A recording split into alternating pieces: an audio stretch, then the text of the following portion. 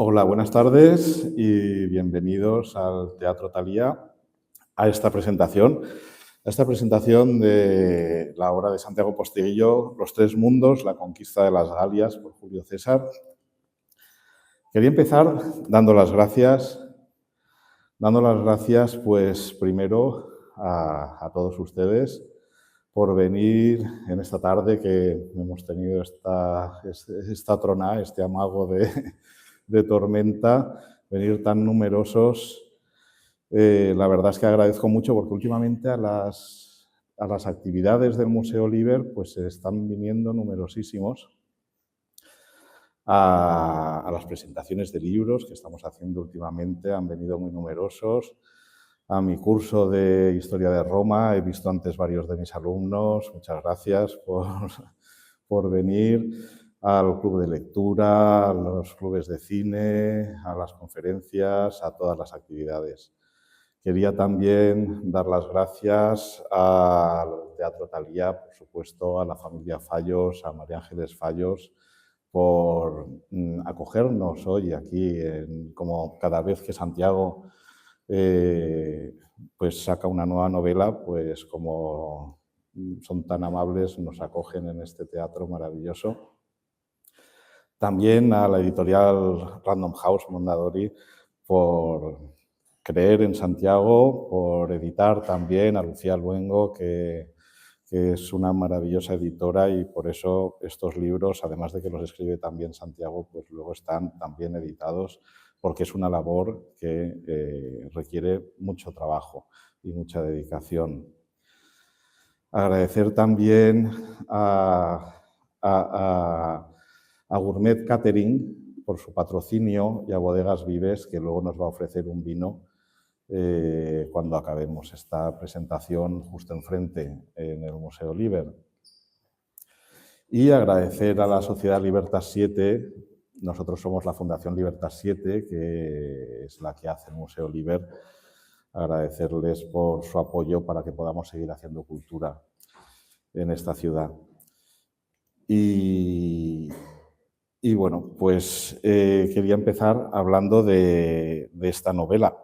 Con esta novela yo creo que, bueno, Santiago ya había alcanzado la madurez como escritor, pero aquí, en esta novela, llega a una calidad de rigor histórico, aunando a la vez la calidad de la narrativa cinematográfica.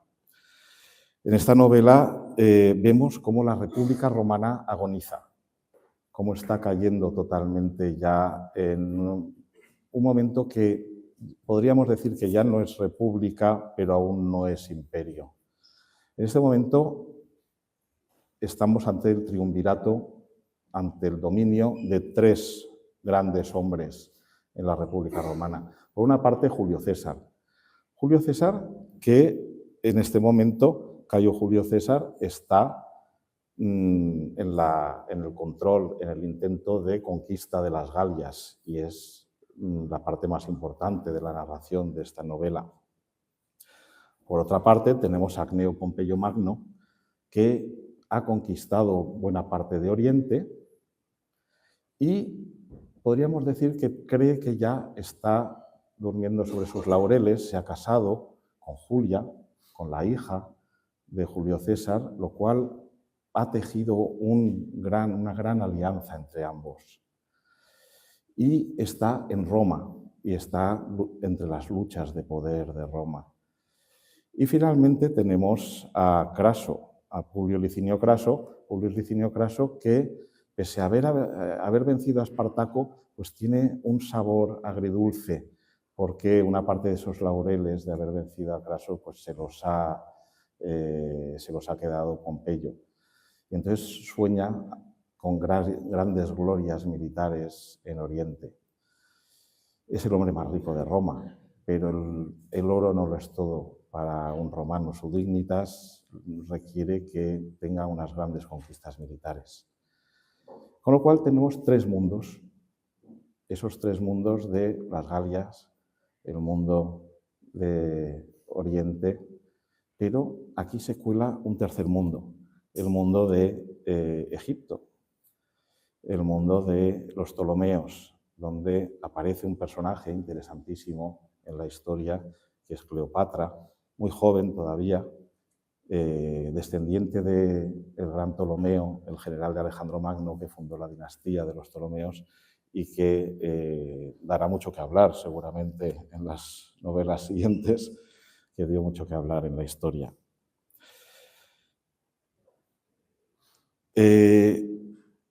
Conocemos la conquista de las Galias sobre todo gracias a Julio César, gracias a sus propios escritos. Él inició aquí un proceso de propaganda maravilloso. Él escribió sobre sí mismo en tercera persona y se ensalzó a sí mismo de una manera magnífica porque parecía que no era él el que estaba escribiendo sobre sí mismo y utilizó unos recursos de descripción casi etnográfica de las Galias, en las cuales con estos escritos consiguió que hoy para nosotros Julio César sea el más importante de los romanos.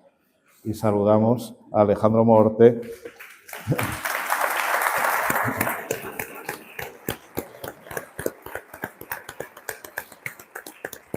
Nuestro legionario del Museo Liber.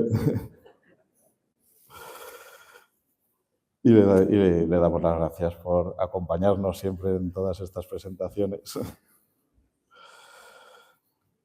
Y de manera muy inteligente Julio César escribió estos comentarios a la Guerra de las Galias que lo ensalzarían para siempre en la historia. E inició un género literario que ha llegado hasta hoy, el de la propaganda política. De manera magistral, Santiago hila estas tramas. Ya conocemos su estilo de hilar tramas paralelas dentro de la misma novela que luego se reúnen. Pero lo interesante aquí es que, como ya he escrito tanto sobre Roma, hay tramas que se hilan ya entre novelas, porque aquí conoceremos en parte las legiones de Craso en Oriente que conocimos en las Legiones Perdidas, en otra novela. Y entonces está muy bien porque los que hemos leído ya las novelas pasadas, pues aquí encontramos el principio de cómo se llegó a esas Legiones Perdidas. Entonces, quienes no las hayáis leído las Legiones Perdidas, pues os aconsejo que la leáis, si puede ser antes que esta, o os leáis esta y volváis a las Legiones Perdidas, o las releáis si no os acordáis, porque es muy interesante ese hilado de tramas paralelas entre novelas. Y bueno, aquí alterna escenarios de manera muy rápida, muy ágil, como siempre hace Santiago, y toca grandes temas. El tema de la política, ¿la república tiene solución o es mejor el pragmatismo político con el que nos vamos a encontrar al final de la república? También el populismo versus los grandes líderes. Y también nos vamos a encontrar con problemas que se pueden encontrar hoy totalmente hoy en día, hasta vamos a llegar a tener inundaciones. Y bueno, sin contar nada más, para no hacer spoiler de nada, simplemente comentar que el suspense es constante. Aconsejo leer la novela. Los que le hayáis leído antes conocéis su estilo y cómo los climas, los anticlimas se suceden y que, pese a que nunca es breve, siempre se acaba demasiado pronto. Así que muchas gracias con todos ustedes, Santiago Poster y yo.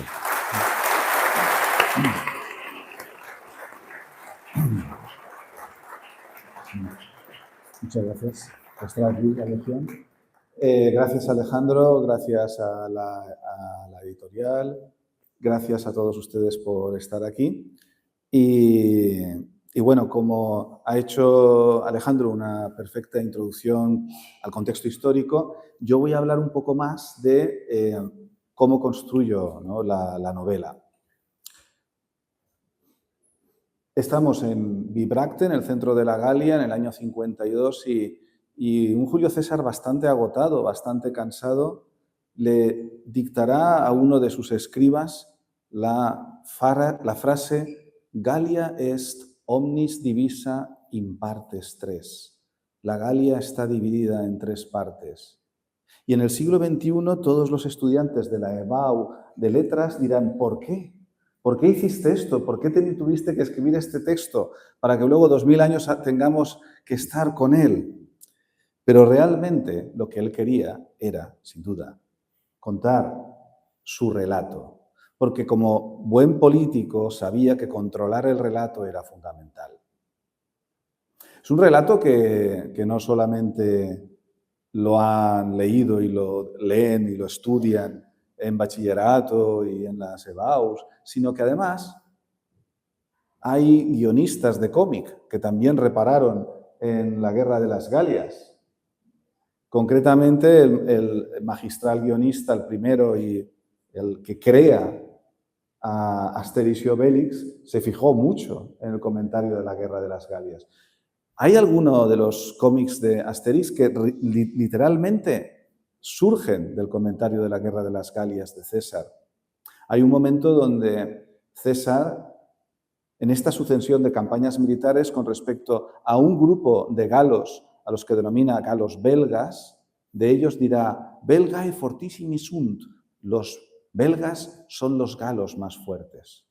Esto llegará en el cómic Asterix en Bélgica a oídos de Abracurcis, el jefe de la tribu de irredentos galos en Armórica, ¿no? Y se enfadará y se indignará. ¿Cómo que los belgas son los más fuertes? Los más fuertes somos los de la Galia celta. Y entonces enviará, lógicamente, a Asterix y Obelix a que repartan bofetadas en la Galia belga para que César cambie de opinión, ¿no? Un argumento totalmente lógico y coherente en un cómic.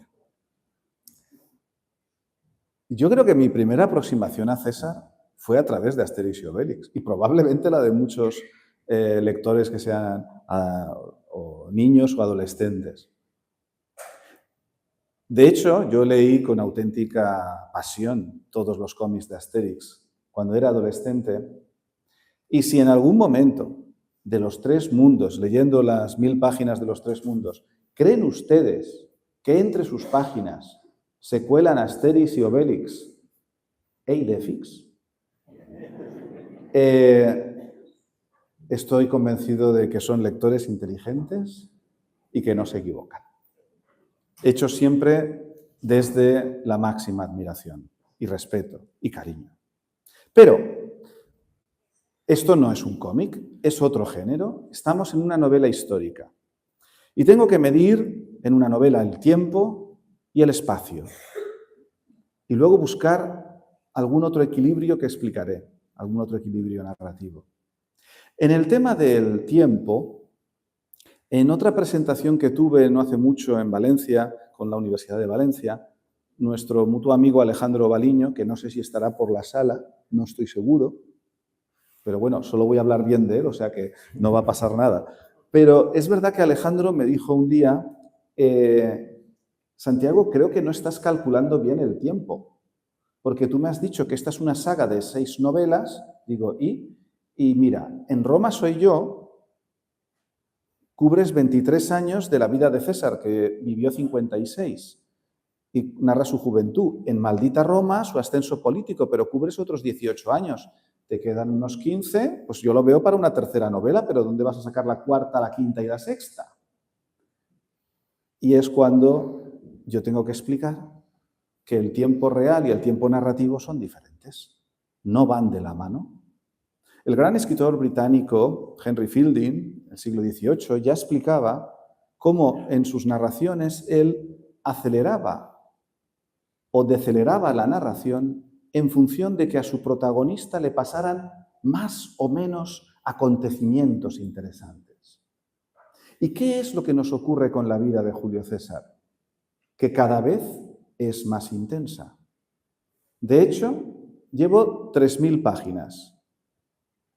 La serie de la HBO Roma empieza donde va a empezar la cuarta novela, para que se hagan una idea. O sea que esto ha sido calentar motores. Ahora ya con la cuarta y la quinta ya empezaré más en serio, ¿no?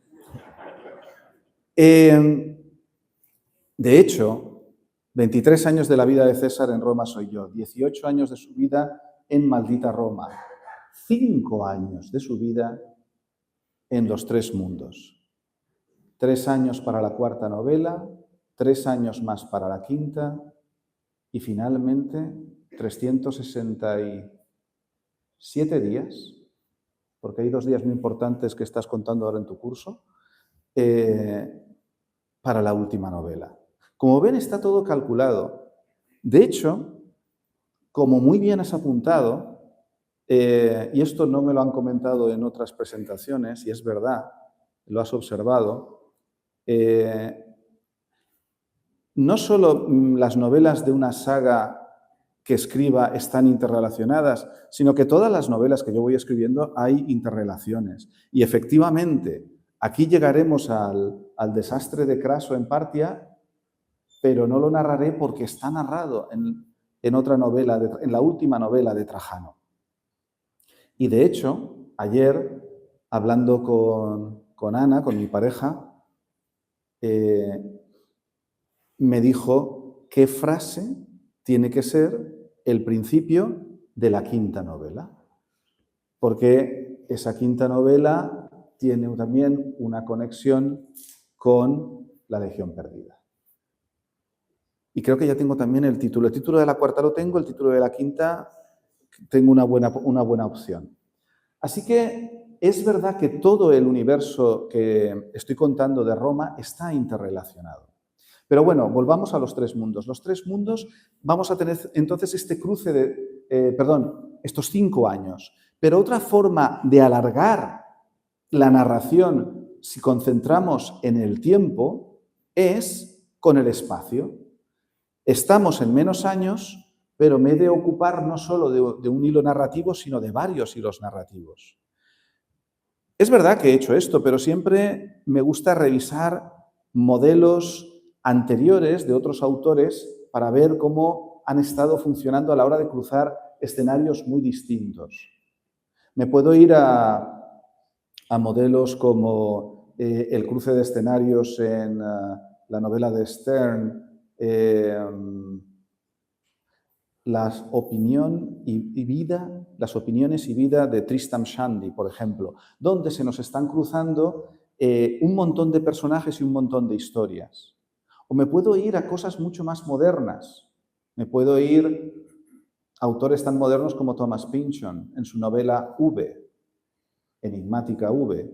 Y tenemos a Stensil, que está investigando si V es su madre. Y luego eso se cruza con la historia de un tal Profane que no tiene nada que ver. Y solamente se verá al final una interrelación. Probablemente no tiene sentido ese cruce de historias, pero es que probablemente Pynchon lo que quiere demostrar es el sinsentido de la vida. Sin embargo, yo todavía estoy empeñado, igual se me pasa, en buscarle un sentido a la vida. Entonces necesito todavía estructuras que yo vea donde los escenarios estén más interconectados. Tolkien me ofrece en la trilogía, que no era una trilogía, que como sabrán algunos de ustedes, igual todos, no lo sé, pero que él cuando escribió El Señor de los Anillos hizo una continuación del Hobbit, que le salió larga, sí, pero él se la entregó entera, por eso tardó 6 años en entregársela a los editores. Les entregó la novela entera. Luego los editores se pusieron un poco nerviosos y entonces la partieron en 3 novelas, ¿no?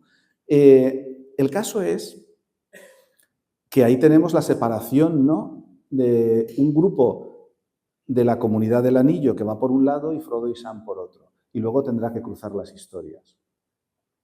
Pero finalmente el modelo que más me cuadraba, porque yo estaba pensando, como aquí en 2 historias, estaba pensando en contar la Galia y Roma.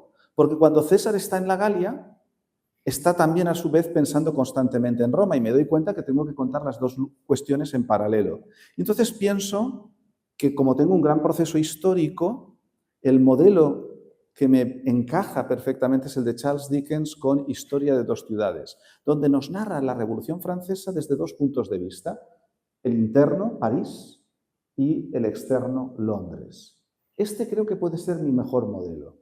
Y a él me estoy aplicando y estructurando la novela cuando me pasa como le pasó a Unamuno con uno de sus grandes personajes, con Augusto Pérez en la novela Niebla. Para los que no hayan leído la novela Niebla, en Niebla, una novela, podemos calificar hasta cierto punto surrealista, el protagonista, Augusto Pérez, se rebela. No le gusta la vida que lleva. Siente que lleva una vida insulsa, aburrida. Así que decide coger el tren. Esto luego tengo que cambiarlo cuando vaya a América Latina, porque lo voy a acabar diciendo, lo de coger el tren. Tengo que cambiarlo. Toma el tren y aparecerá en Salamanca, en el despacho de Unamuno, porque él sabe que es su creador. Ya he dicho que es una novela con tintes surrealistas.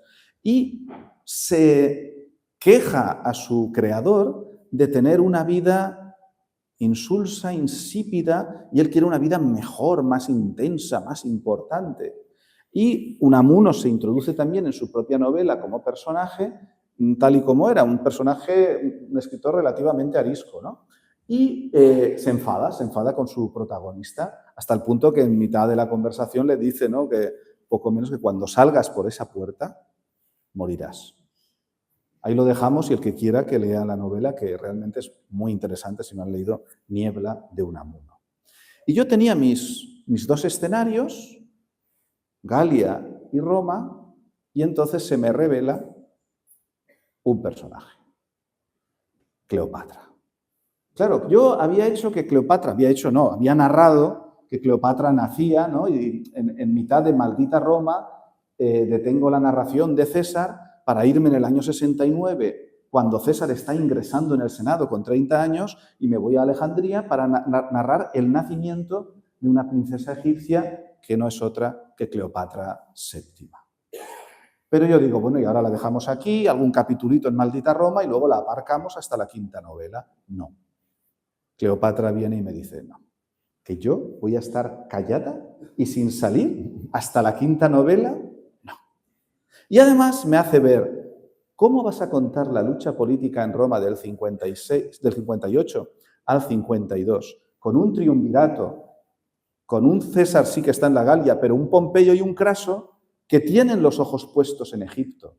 Sobre todo Craso, que está pensando en anexionarse, en que Egipto sea su gran conquista, y Pompeyo haciendo maniobras políticas para que no pueda conseguir la gloria de anexionar a Roma, el legendario reino de Egipto.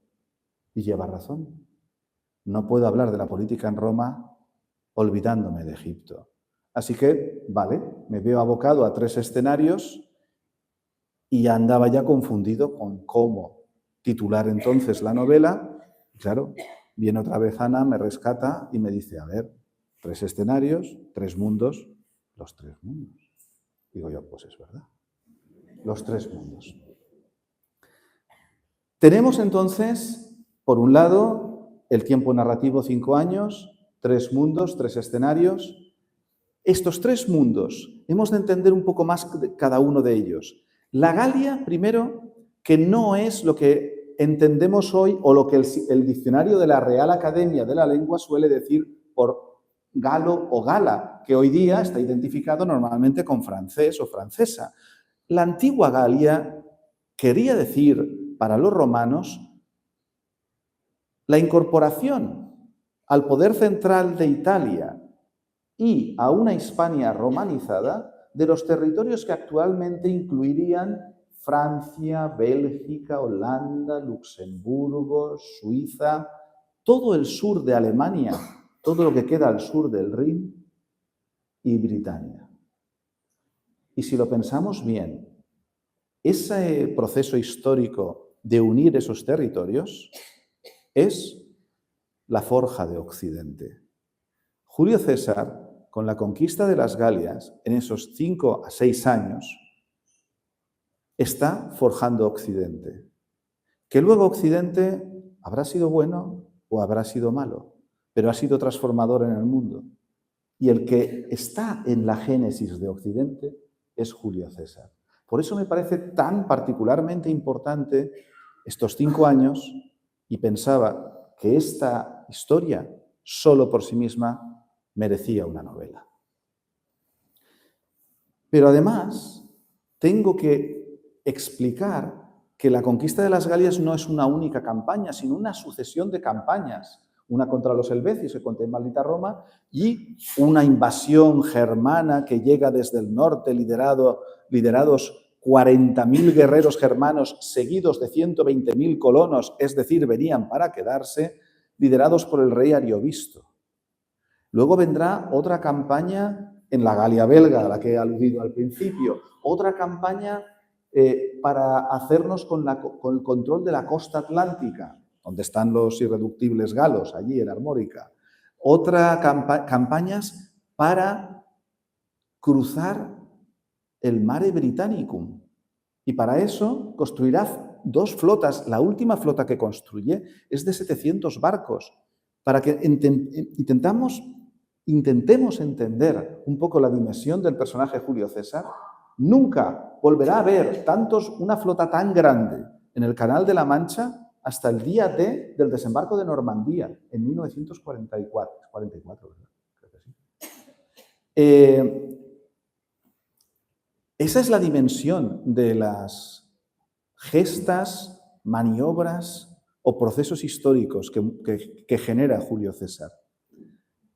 Y finalmente fue capaz de construir un puente sobre el Rin en tan solo 10 días, un río que es un mar, en Coblenza, que viene por derivación Castelo ad confluentes, de ad confluentes Coblenza, en el sur centro de Alemania. Ahí construirá un puente en solo 10 días. Un año después, en Paiporta, sobre un cauce seco, todavía no están acabados los puentes. Pero bueno, cada uno tiene un nivel diferente de voluntad a la hora de llevar a cabo sus proyectos. Así que tenemos los 5 años como tiempo narrativo, los 3 escenarios, los 3 mundos. Hemos hablado de la Galia, tenemos Roma, donde tenemos exactamente ese triunvirato. Un triunvirato que controla Roma, que controlará Roma hasta el punto de decidir dónde se ha de reunir el Senado. Y como César no puede salir legalmente de la Galia sin infringir la ley o perder su poder militar proconsular, se convocará al Senado en el sur de la Galia. Y tendremos la gran reunión de Luca, en el norte de Italia. Esto es una muestra de hasta qué punto el triunvirato tenía un control sobre el Senado.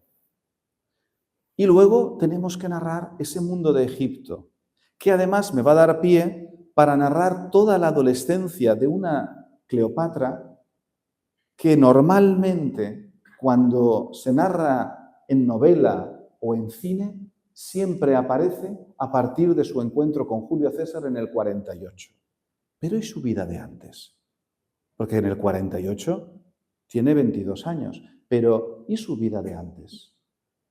Toda la adolescencia de Cleopatra, acompañando a un padre, el faraón Ptolomeo XII, en un exilio porque ha sido destronado en Egipto, que le lleva a recalar en una Roma todopoderosa, donde intenta el faraón, el exiliado, reunir apoyos políticos y militares para retornar al control. Ese exilio en el que va acompañado de Cleopatra está narrado en los 3 mundos. Y tenemos la adolescencia de una Cleopatra que se va a forjar en aprender a cómo se lucha por el poder. Por eso, cuando se encuentra en el 48 con un Julio César todopoderoso, y aunque ella solo tenga 22 años, menudos 22 años trabajados de aprender política, lucha por el poder y control de un gobierno. Por eso era interesante narrar, y tenía razón Cleopatra, teníamos que meterla en los 3 mundos. Tenemos los 3 escenarios, los 5 años de tiempo narrativo, un último equilibrio entre lo histórico y lo privado. A veces podemos caer en pensar que los antes y después, ¿no?, de los la vida de un personaje histórico es alguno de esos grandes procesos históricos en los que uno mismo ha generado o ha creado. Y podemos llegar a pensar que en el caso de Julio César, su antes y su después pueda ser el cruce del Rubicón, el inicio de la Guerra Civil, o la conquista de las Galias. ¿Pero esto es siempre así? A la hora de encontrar el equilibrio narrativo entre lo público y lo privado, hay una novelista que en esta búsqueda mía por tener modelos, que me valió bastante o mucho para organizar los tres mundos, en este equilibrio entre lo público y lo privado. Esta novelista británica del 19, que como tantas otras escritoras tuvo que publicar y pasa a la historia de la literatura, hasta ahora que recuperamos su nombre original, ¿no? Con un nombre masculino, George Eliot, detrás del cual se ocultaba la escritora Marianne Evans. Pues Marianne Evans es una escritora muy interesante, porque es muy realista y relata interesantes procesos históricos, en este caso en el Reino Unido, pero los mezcla con mucha habilidad con la vida privada de los personajes. En su obra maestra, Middlemarch, nos va a contar el desarrollo del ferrocarril por Inglaterra, la construcción de hospitales en pandemias de cólera, porque la población va del campo a la ciudad y se hacina en ciudades como Newcastle, Birmingham, Manchester, por los procesos de la revolución industrial, lo cual, al acumularse la población también en estas grandes ciudades y despoblar el campo en el Reino Unido, ha de producir un cambio en el censo electoral para que tenga una relación lógica con la demografía cambiante en un Reino Unido del siglo XIX industrializado. Todos estos grandes procesos históricos ella los va a contar cruzándolos con la vida personal y privada de los personajes. Y aunque estos personajes se puedan ver envueltos en construcciones de ferrocarriles, en cambios de censos electorales, elecciones o construcción de hospitales, ves que lo que les cambia la vida, en verdad, es algo de su vida privada. ¿Qué pasaría con César? Tenemos un escritor muy famoso, Rudyard Kipling, que es el premio Nobel más joven que yo conozco que obtuviera el premio Nobel.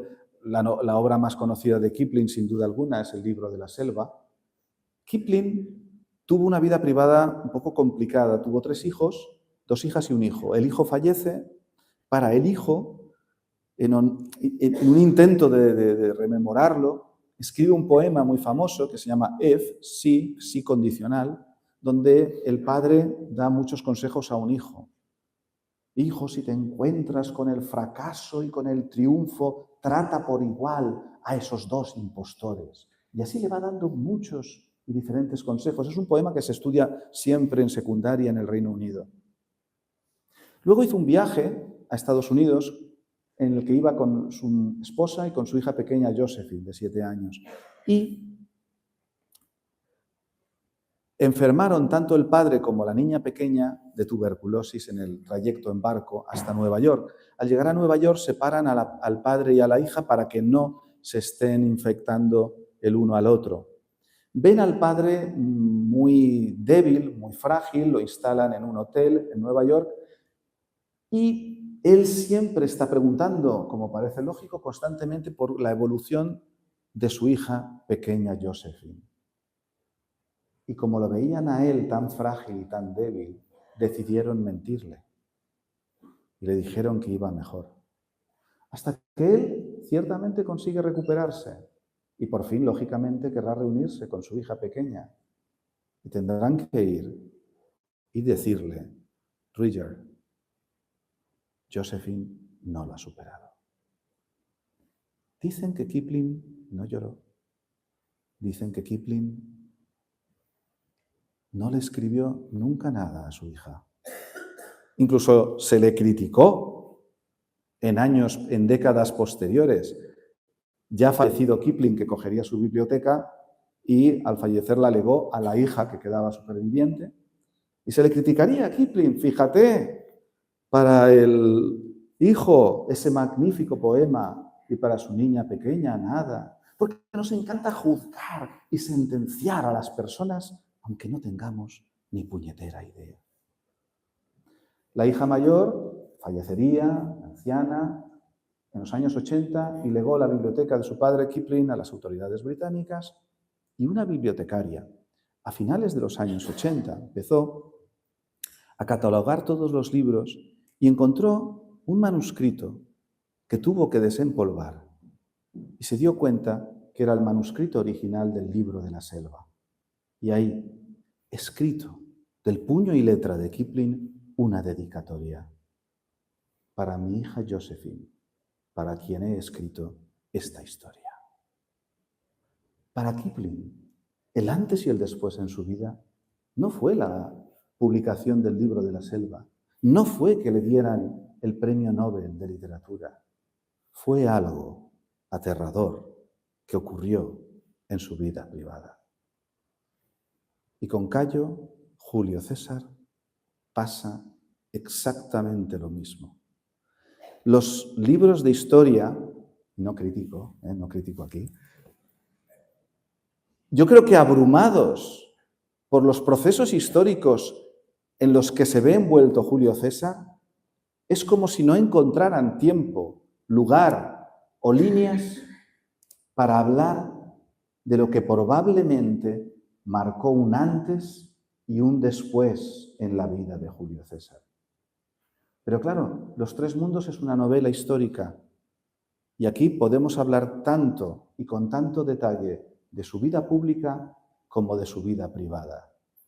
Y lo que marcó el antes y el después en la vida de Julio César está contado en Los Tres Mundos y no es la conquista de la Galia. Los Tres Mundos: la Galia, Roma y Egipto. Tres mundos distintos que, aún sin saberlo, caminaban hacia un único destino. Muchas gracias.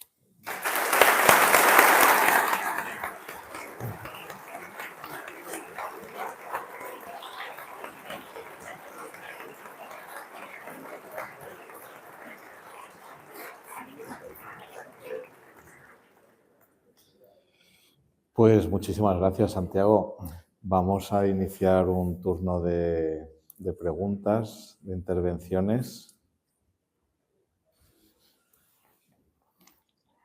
Iván, si puedes dar un poco de luz. Aquí.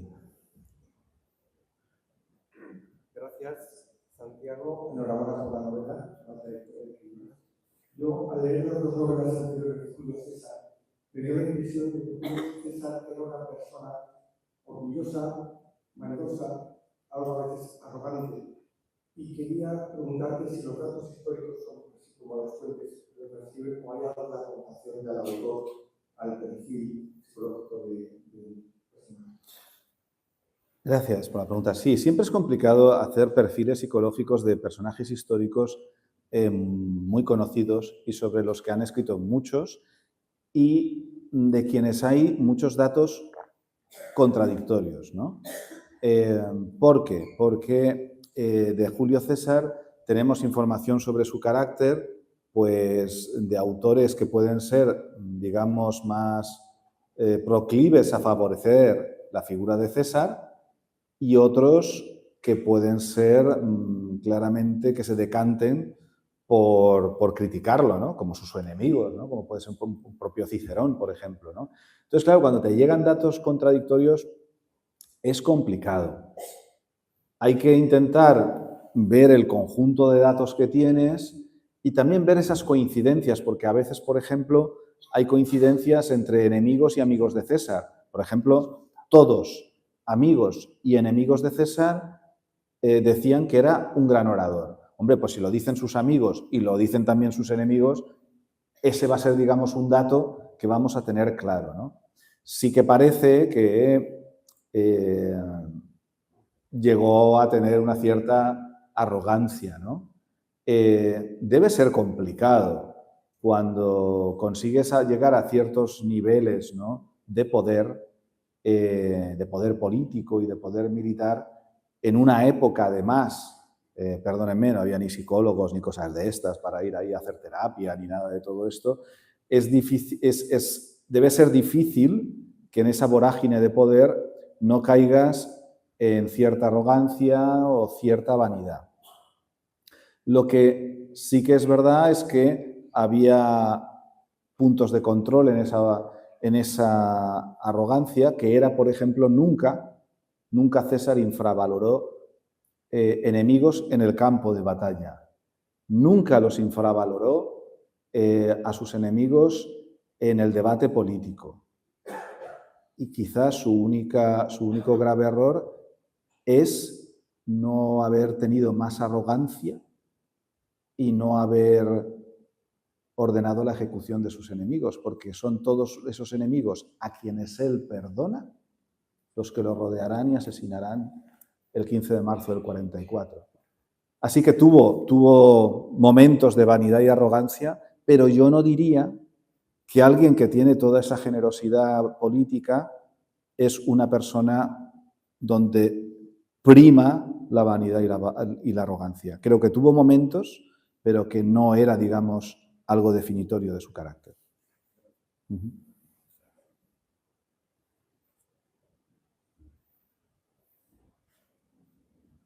Hola, buenas tardes. Buenas tardes.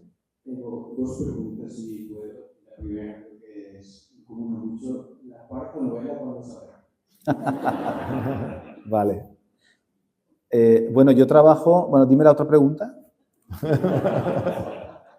Bueno, quería preguntarle, entre la construcción del puente en el Olimpo, y la construcción del Apolo de Oro de Damasco, ¿no? Sí. ¿Cuál de las dos fue una empresa más increíble? Vale.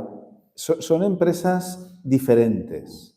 ¿Por qué? Porque el puente de Apolodoro sobre el Danubio era un puente que tenía que permanecer.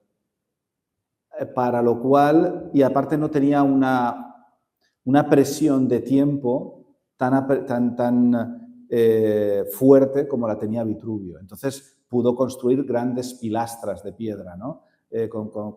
Concretamente construyó 20 grandes pilastras de piedra, ¿no?, sobre el Danubio, que ahí seguirían las 20 si no las hubieran volado con dinamita en el siglo XIX para favorecer el tráfico fluvial de mercancías por el Danubio. Solo quedan una pilastra en el lado de Serbia y otra en el lado de Rumanía. Luego, la superestructura, como cuento, probablemente se la cargó un Adriano que cambiaba la política expansiva de Roma, ¿no?, y que pensaba que había que defenderse y tenía más miedo a los puentes porque tenía miedo de que los utilizaran, ¿no?, para atacar. Entonces, es un proyecto diferente. Vitruvio tiene que construir un puente muy rápido, entonces lo tiene que hacer todo de madera. Entonces, digamos que lo más admirable de Vitruvio es la velocidad para hacer una estructura lo suficientemente sólida para aguantar un cauce como el del Rin, ¿no?, y hacerlo en poco tiempo. Entonces, yo creo que ambas obras de ingeniería son muy admirables, pero a la vez eran obras diferentes con presiones distintas, ¿no? Y luego, sobre cuándo saldrá la cuarta novela, yo he estado trabajando más o menos con 1 año y medio, 2 años para cada novela, y teniendo en cuenta todo lo que queda por narrar, que es la rebelión de Vercingetorix, el cruce del Rubicón, la guerra civil, el encuentro César-Cleopatra, con el cruce de las dos guerras civiles, la de los romanos y la de los egipcios, y al final acabar con el magnicidio más famoso de la historia, le calculo otros 6 años. Mi idea es el 27 sacar la cuarta novela, el 29 la quinta y la sexta el 31. Es el esquema de trabajo, más o menos.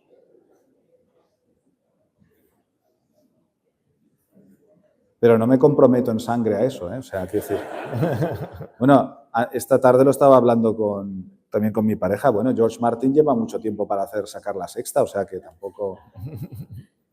Y comentaba que una vez me encontré con George Martin precisamente en la Feria del Libro de Guadalajara, en México, y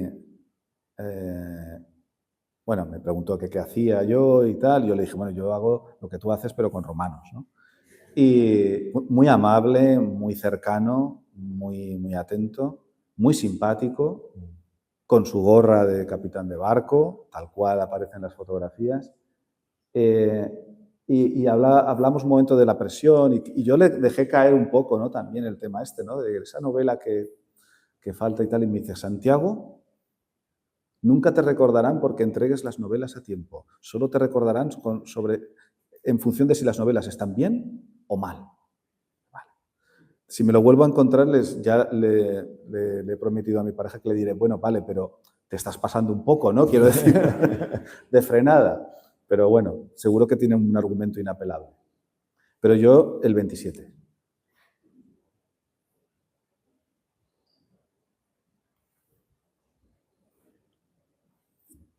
Hola, buenas tardes. Quería preguntarte más, ¿no? Una hora personal, si puede César y Aníbal hubiera coincidido en el tiempo, si Aníbal hubiera podido llegar a cerca de Roma, no hubiera tenido la misma oportunidad. Ay, las ucronías. Sí, ¿no? Que son siempre muy interesantes, ¿no? Como quién es el mejor, ¿no? General o militar de la historia. Esto siempre es complicado, porque cuando mezclas épocas diferentes. Hombre, sí, Aníbal habría tenido mucho más difícil, porque lógicamente Julio César era bastante mejor que la mayoría de los cónsules contra los que se enfrentó Aníbal hasta que Escipión el africano tomó el mando, ¿no? Entonces, claro, si tú le das el mando de las legiones romanas en su inicio de lucha contra Aníbal a alguien tan competente como César, lo habría tenido más difícil. Pero las ucronías son siempre un poco arbitrario, ¿no? Es un juego interesante, pero realmente nunca sabes lo que habría pasado. Tampoco el ejército romano de la época de Julio César era el mismo. Era el mismo, era mucho más profesional, claro, mucho más capaz. Sí, que lo que se encuentra en estas legiones que van y venían de hombres mucho menos preparados, frente probablemente a mercenarios más profesionales que tenía Aníbal, y por eso también a Roma le lleva un tiempo, ciertamente. Sí, eso también es verdad. Sí.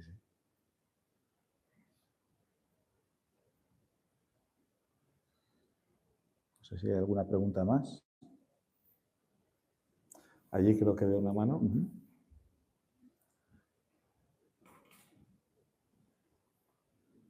Buenas tardes. Primero agradecer la novelas en de Julio César. Como historiadora en cierres, me inspira para hacer cosas similares en el futuro.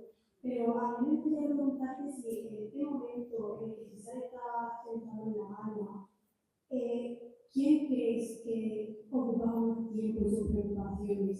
Si Catón, Cicerón con sus estrategias en el Senado, o Pompeyo, que sale del factor de contraso, ¿crees que César podía imaginarse lo que pasaría después de la guerra civil? ¿O cree que era Cicerón y Catón que más le preocupaba más que Bueno, yo creo que inicialmente, al principio de la Guerra de las Galias, mientras la unión con Pompeyo, el matrimonio de Pompeyo con la hija de César, digamos que César tiene una cierta tranquilidad con respecto a Pompeyo en esos años iniciales, ¿no?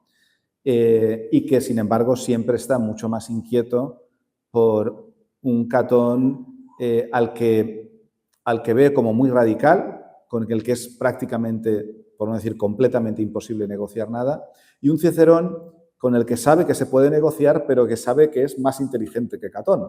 Entonces también le tiene mucho miedo porque sabe, o mucho respeto, porque sabe que es muy hábil en lo político, ¿no?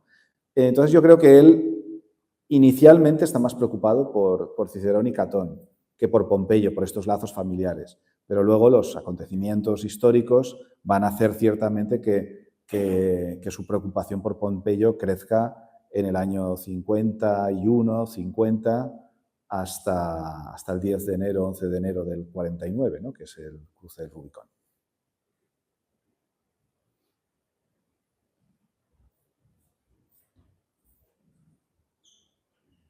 Hola, buenas. Muy buenas. Perdón por mi español, porque soy italiano, aún estoy aprendiendo.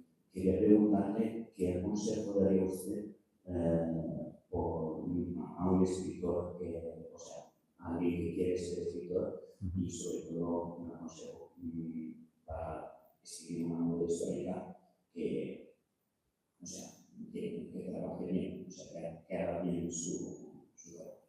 Bueno, esto me lo preguntan con cierta frecuencia en lugares diferentes. Yo siempre doy dos consejos. El primordial, el principal, el que yo creo que nunca nadie puede llegar a ser un muy buen escritor o un buen escritor, simplemente un buen escritor, es alguien que no haya leído mucho. Entonces, hay que leer mucho. Mucho es, cuando tú llegues a leer lo que tú crees que es mucho, sigue. ¿Vale? No, es que es verdad, ¿no? O sea, cuanto más se lea, más perspectiva se tiene. Y segundo, sí que es verdad que, bueno, la literatura es un arte y como todo arte hay una técnica que se puede aprender. Puedes aprender los puntos de vista narrativos. El Museo Liber siempre ha impartido cursos de literatura creativa y siempre se puede aprender mucho en estos cursos. Pero yo creo que la técnica es un 25%. La lectura es el 50%. Y dirán ustedes, si ese 25% que falta, continuidad, disciplina y trabajo constante. Esa combinación es la que yo creo que te da las posibilidades para escribir lo mejor posible. De hecho, en los cursos de literatura creativa, cuando los he impartido, alguna vez algún alumno me decía, no, yo cuando escribo mi novela no quiero leer a ningún otro, no sea que me influya. Yo, mira, si tu novela acaba pareciéndose o alguien te dice que le ha recordado a Dostoyevsky o a Dickens, no pasa nada, ¿eh? Quiero decir, ojalá. Y bueno, observarán que yo les he estado comentando cómo yo intento observar modelos, ¿no? Cuando estoy escribiendo. No he mencionado, por supuesto, pero debería haberlo hecho, pero bueno, pero Galdós en su mezcla también de lo público y lo privado, de personajes de ficción que inserta para narrar los procesos históricos de los episodios nacionales, es otro modelo. Cuanto más modelos tengas, porque más hayas leído, más estrategias vas a tener con esa técnica que hayas podido aprender, más fondo vas a tener de trabajo, más posibilidades de elementos a los que recurrir en tu narrativa. Entonces, por encima de todo, leer.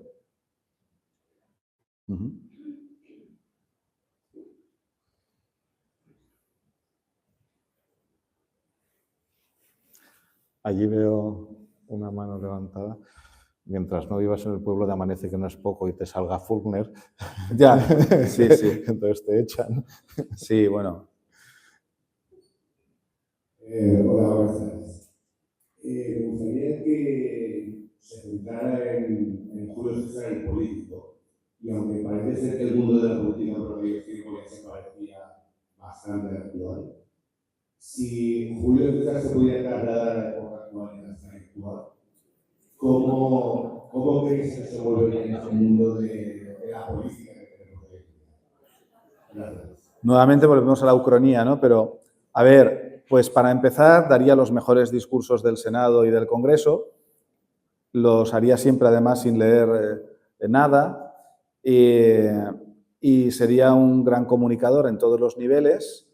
Sabría colocar su relato y teniendo en cuenta que hay quien lo considera el inventor del periodismo, porque él inventa el acta diurna, que consiste, como cuento en una de las novelas, ¿no?, en Maldita Roma, en hacer públicos lo que votaba cada senador en cada ley, porque antes los senadores votaban en el Senado romano y el pueblo no sabía lo que había votado cada uno, si era en beneficio o no de una mayoría del pueblo. Pero como lo publica César en un acta diurna que pone en el centro del foro, de pronto, claro, ya los senadores no pueden votar sin tener en cuenta que han de pasear luego por las calles de la ciudad. A esa acta diurna luego le añadirán más información de nombramientos de magistrados y luego hasta información social, estrenos de obras de teatro, etcétera. Y dicen que esa acta diurna que luego se copiaba y se distribuía y la leían los praecones, una especie de pregoneros para toda la gente que no podía leer, y se distribuía por todo el Estado romano, es el inicio, dicen algunos, del periodismo. Es decir, que tenían muy claro que la comunicación era fundamental. Seguramente también dominaría en el siglo XXI las redes sociales, lo habría tenido clarísimo, que tenía que tener controlado Instagram, hacer TikToks y Facebook y todo lo que hiciera falta para llegar al máximo número de gente. Pero siendo capaz de hablar muy bien. Y además habría leído mucho, que es lo que había hecho, claro, leer mucho, formarse muy bien, que es todas las cosas que no tenemos hoy día en general entre los políticos. Lo único que compartirían es el interés por el dominio del relato.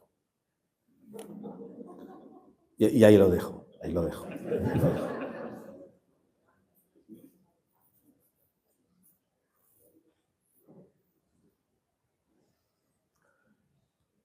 Bien, creo que... Ah, sí, aquí hay una pregunta.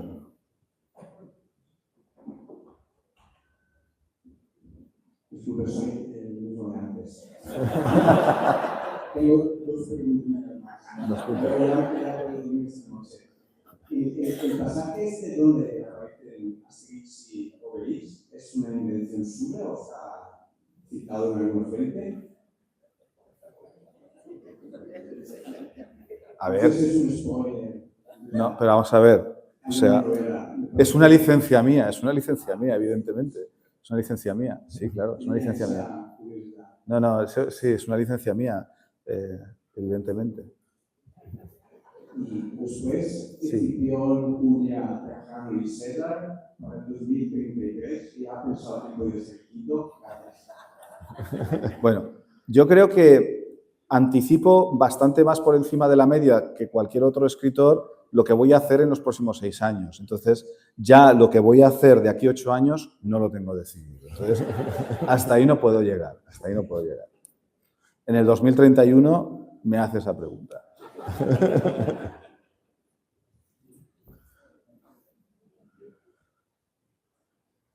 Bien, pues si no hay más preguntas, creo que no veo ya ninguna. Pues vale, pues voy a anunciar las próximas actividades del Museo Liber. Bueno, recuerdo que sigo dando clase de Roma todos los martes y además este año estoy en pleno. La semana pasada di la Guerra de las Galias y este martes daré Hispania al final de la República. Pero di que este no es el libro de texto, porque si no se van a asustar. No. Y no hago examen. Esto es importante, Es plenamente voluntario. Los martes a las 6:30. Tenemos Tai Chi los sábados a las 11, yoga los domingos alternos a las 11, este domingo hay. Tenemos el club de lectura con Yo Claudio, estamos muy romanizados. Yo Claudio de Robert Graves el 3 de diciembre a las 7:30. Daré una conferencia sobre Camboya, el imperio de los Khmer, el 11 de diciembre a las 7:30. Y tenemos Club de Cine del Padrino el 14 de enero a las 7:30. Y tenemos un viaje a Camboya, no me acuerdo de las fechas, del 15 al 24 de marzo, si recuerdo bien. ¿Al 25?